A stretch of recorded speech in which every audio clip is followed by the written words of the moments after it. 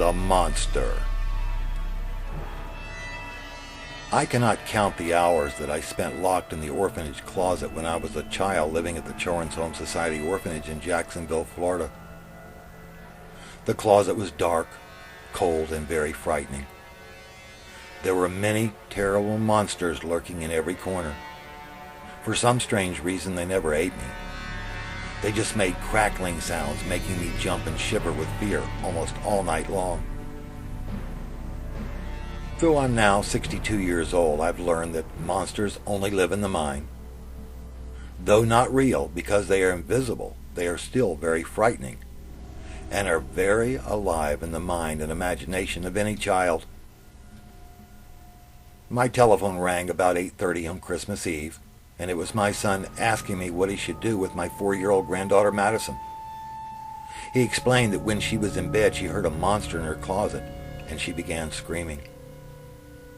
He told me he opened the closet door and showed her that there was nothing in the closet. Nevertheless, she did not believe him. I dressed as quickly as I could and I drove to their apartment and I walked into Madison's bedroom. "Papa hears you have a big monster problem over here," I told her. "He's big and he's scary, Papa, real scary like, and I'm real scared too." "Well, what do you think we should do?" I asked her. "I don't know, Papa. He's like invisible, sort of like." "Well, if he's invisible, then we can't shoot him, can we?" "Yeah, we can't, 'cause it'll go right through him." "Honey, you go tell your daddy to give us a pencil and a great big piece of paper, okay?" "Okay, Papa." She got off the bed, and I sat watching as she jumped and scurried out of the door to find her father. Several minutes later, she walked into the room holding almost a full ream of copy paper. Lying across the bed, we took out a paper and began to make a list to try to figure out the best way to get rid of the monster. After 5 or 10 minutes, we had decided that bullets, knives, rope, Drano, and even Dora the Explorer could not solve our problem. Even the police, the fire department, Ghostbusters, Papa, and even her own daddy had already been marked off the list. "Papa, we gotta figure this out. We gotta figure it out real sort of quick like," she advised me. I took her by the hand, and off to the kitchen we went. We went through every drawer trying to find something that would get rid of that monster. Into the bathroom we traveled. We looked through every drawer and every cabinet. There was absolutely nothing to be found that would solve that problem.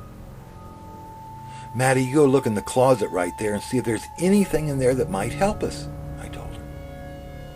Winking at her daddy, I watched as she slowly and very carefully opened the closet door. "Papa, come over here," she whispered.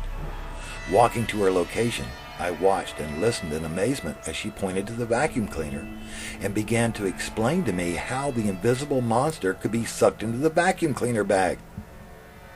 She and I rolled the vacuum into her bedroom, and I plugged it into the outlet. Placing my finger to my lips, I motioned for her to remain perfectly quiet. I took several large plastic garbage bags and I cut them in half, and with masking tape, I taped the bag to each side of the closet door, leaving only a small crack at the bottom for the vacuum hose to be slipped into the closet. "Okay, hit the switch, kid. Let's suck the guts out of this booger," I yelled.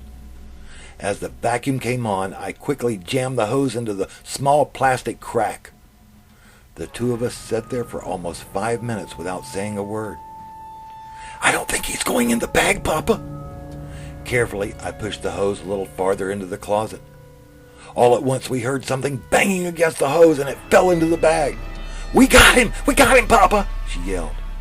I ran over, jerked the plug out of the wall, and out of the bedroom the two of us flew. Through the kitchen and into the living room, we ran as fast as we could. "Hurry and get the front door," I yelled at her daddy. The three of us headed out the door and into the darkness and out into the front yard. Madison's eyes were as big as saucers as I began to remove the large paper vacuum bag. "Are you going to let him go, Papa?" she asked in a scary tone. "No way, baby. We're going to make sure he never ever comes back." I removed the bag, wadded it into a very tight ball, and I took out my cigarette lighter.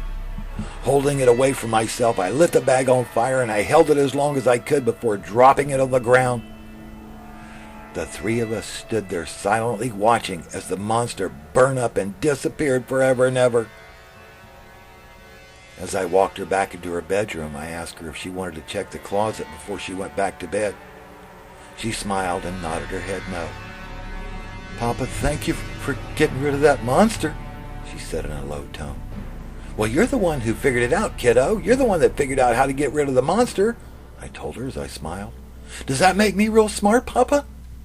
"It sure does, and no monster will ever mess with you ever again. They're afraid of you, kiddo."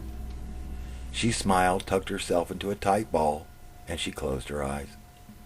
I walked over. I kissed her on the cheek, and then I headed out into the front yard to retrieve what was left of the monster. A marble, a small heart-shaped candy, and a very large paperclip.